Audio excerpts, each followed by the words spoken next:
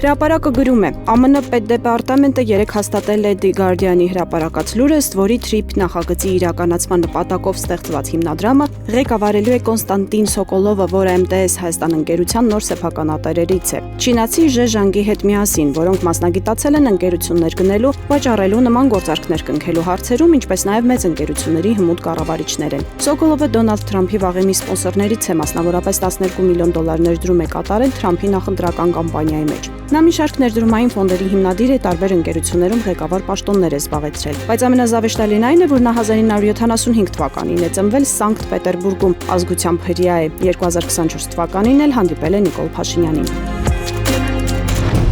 Ժողովուրդն ուսումնասիրել է Երևանի քաղաքապետ Տիգրան Ավինյանի եւ նրա ընտանիքի անդամների վերջին տարիների հայտարարագրերը սկսած 2017-ից։ Եթե 2018 թվականին Տիգրան Ավինյանի տարեկան եկամուտը կազմում էր 13 միլիոն դրամ, ապա 2025 թվականի հայտարարագրում այդ թիվը 4.2 անգամ աճել է, դառնալով ավելի քան 57 միլիոն դրամ։ Սա հայտարարագրված եկամուտն է։ Ուսումնասիրությունը ցույց է տալիս, որ Ավինյանի հայտարարագրերում տարեցտարի աճել են եկամուտները, կրիպտոակտիվները, իսկ ընտանիքի բիզնեսներն ու ակտիվները եւս ընդլայնվել են։ 2025 թվականին Ավինյանի եկամուտը ըստ պաշտոնական փաստաթղթերի կազմել է 57 միլիոն 671 հազար 356 դրամ։ Իսկ ինչ է հայտարարագրել կինը։ Տիգրան Ավինյանի կինը Մարիամ Փահլավունին 2025 թվականին եւս փաստացի օգտագործել է նույն առանձնատունը, պահպանել է 2017 թվականի արտադրության Range Rover ավտոմեքենան, շարունակել է ունենալ Բարուր եւ Love Products ընկերություններում բաժնեմասեր։ Նա Բարուր ՍՊ-ին տրամադրել է 15 միլիոն դրամ անտոկոս փոխառություն։ Տիգրան Ավինյանի եւ Մարիամ Փահլավունու ընտանիքի 2025 թվականի հայտարարագրված ընդհանուր եկամուտը կազմել է 62 միլիոն 447 հազար 821 դրամ։ Տիգրան Ավինյանի մայրը Հասմիկ Խողաթյանը 2024 թվականի նոյեմբերի 19-ին Նորք Մարաշ վարչական շրջանում Ագանթագեղոսի փողոցում գնել է 340 քառակուսի մետր մակերեսով եռահարկ առանձնատուն։ Առանձնատան արժեքը շուկայական գնահատականների կազմում է ավելի քան $500 միլիոն, շուրջ 490 հազար ԱՄՆ դոլար։ Տիգրան Ավինյանի հայրը Արմեն Ավինյանը Շողակաթ գյուղում Սևանա լճի ափին կառուցել է շուրջ 286 քառակուսի մետր մակերեսով առանձնատուն, լողավազաններով, օժանդակ շինություններով, մոտ 2000 քառակուսի մետր մակերեսով հողամասի վրա։ Տարբեր շինարարների գնահատականներով այդ առանձնատան արժեքը առանցքահավորանքի կազմում է 600-ից 700 հազար ԱՄՆ դոլար։ Փաստը գրում է, այն, որ Հայաստանում հունիսի 7-ի խորհրդարանական ընտրություններից հետո բռնաճնշումներն էլ ավելի լայն թափ են ստացել, ակնհայտ իրողություն է։ Ընտրություններից առաջ էլ այդ առումով առանձնապես մի բարվոք վիճակ չէր, հիմա առավել եւս։ Ցանկացած ազդեցություն հարուցում է հակազդեցություն, եւ եթե երկրում իշխանությունների կողմից իրականացվում են լայնածավալ բռնաճնշումներ, ապա հանրային ինքնապաշտպանության մղումը բերում է այդ ճնշումներին կազմակերպված դիմակայելու անհրաժեշտության։ Օրերս ազդարարվեց, որ ձևավորվել է քաղաքական դրդապատճառներով հետապնդվող անձանց իրավունքների հարցերով հանձնաժողով, որտեղ ընդգրկված են ինչպես մարդու իրավունքների պաշտպանության առումով դրականորեն դրսևորված ու հանրությանը հայտնի գործիչներ, այնպես էլ ընդդիմադիր հասարակական տարբեր շրջանակների ներկայացուցիչներ։ Նախաձեռնողներն են ՀՀ մարդու իրավունքների առաջին պաշտպան Լարիսա Ալավերդյանը, արտակարգ եւ լիազոր դեսպան Ձյունիկ Աղաջանյանը, քաղաքագետ իրավապաշտպան Մայա Բարխուդարյանը, քաղաքագետներ Երվանդ Բոզոյանը եւ Ստեփան Դանիելյանը, իրավապաշտպան Հովհաննես Իշխանյանը, Ազգային ժողովի պատիվ ունեմ խմբակցության падգամավոր Աննա Մկրտչյանը, փաստաբաններ Զարուհի Փոստանջյանը եւ Սերգեյ Սարգսյանը, Հայաստան խմբակցության падգամավոր այլընտրանքային նախագծեր խմբի անդամ Լինար Վարդանյանը, Թուխմանուկ ՀԿ նախագահ Մարիամ Չախոյանը։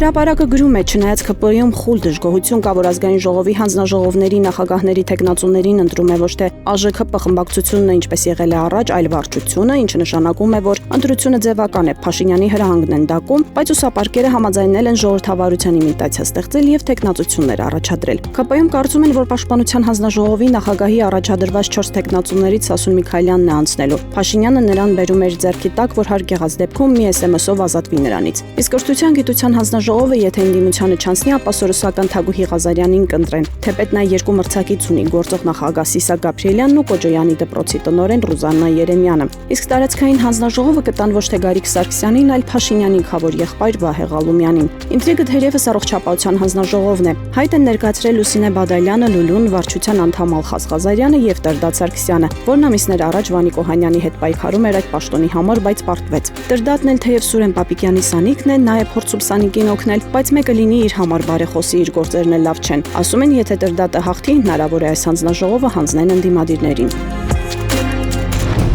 Ժողովուրդը գրում է. ՀՀ ֆինանսների նախարար Վահե Հովհաննիսյանի անունով հայտարարագրվել էր 567,463 դրամ գնահատված արժեքով նվեր։ Մասնավոր ինքնաթիռով թռիչք դեպի Լոնդոն։ Նվերը տրամադրվել էր Ամերիաբանկ ՓԲ-ի կողմից բանկի մայր ընկերության Lion Finance Group-ի Լոնդոնի ֆոնդային բորսայի առաջատար ինդեքսում ընդգրկվելու առիթով կազմակերպված միջոցառման շրջանակում։ Նախարարին ուղեկցում է նաև ՀՀԿԲ նախագահ Մարտին Գալստյանը։ Թերթը հարցրել էր, թե արդյոք հայտարարագրված 567,463 դրամը ներառում է նաև կենտրոնական բանկի նախագահի թռիչքը եւ եթե նա չի օգտվել դրանից, ինչու է նախարարը գնացել այդ քայլին։ ԿԲ-ն պաշտոնապես տեղեկացրել է, որ Մարտին Գալստյանը չի օգտվել մասնավոր ինքնաթիռի այդ նվերից։ Նրա մասնակցության բոլոր ծախսերը, մեկնում կացություն եւ այլն իրականացվել են կենտրոնական բանկի նախագահի գործուղման բյուջեի միջոցների հաշվին։ Ստացվում է, որ ոլորտային գերատեսչության ղեկավարը մեկնել է պետական բյուջեի հաշվին, իսկ քաղաքական պաշտոն զբաղեցնող ֆինանսների նախարարն ընդունել է 500,000 դրամը գերազանցող մասնավոր թռիչքը որպես նվեր։ Ֆինանսների նախարարությունը թաքցնում է ամենակարևորը՝ ով է վճարել կնոջ եւ գերթանկարժեք ընթրիքի համար։ Հարցը մնում է բաց։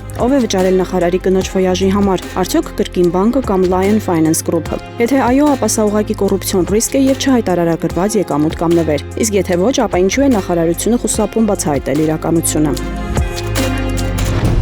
Հրապարակը գրում է. Ուժեղ Հայաստան դաշինքի падգամավորները շարունակում են ինքնաբացարկի դիմումներ ներկայացնել։ Նախորդին ներկայացրեց Արթուր Դանիելյանը, արդարադատության նախկին նախարար Գևորգ Դանիելյանի որդին, որն ազգային ժողովի անցած 29 թեկնածուներից մեկն է։ Թերթին վստահեցրել են, որ որոշումն անձնական է, գաղափարական տարաձայնություններ չկան, նա կողմ է մանդատները վերցնելուն։ Թերթի տեղեկություններով վերջնական որոշում չունեն ցուցակի 3-րդ համար Գոհար Մելոյանն ու Լիլիա Շուշանյանը։ Մելոյանը հանգստի է մեկնել, ասում են գալուն պես դիմում կներկայացնի։ Նրա որոշումն էլ է անձնական, ասում են փաստաբան ամուսինն է դեմ։ Ինչպես մանդատների, այնպես էլ ազգային ժողովի ղեկավար պաշտոնների հարցում ուժեղ Հայաստանում միակարծություն չկա։ Ոմանք կողմ են հանձնաժողովների նախագահների եւ փոխոսնակի պաշտոնները վերցնելուն։ Ոմանք դեմ են փաստարկելով, որ այդ պաշտոնները որևէ առավելություն չեն տալիս։ Իսկ եթե անգամ հանձնաժողովների նախագահությունը վերցնում են, ԱԺ փոխոսնակինը չպետք է վերցնեն։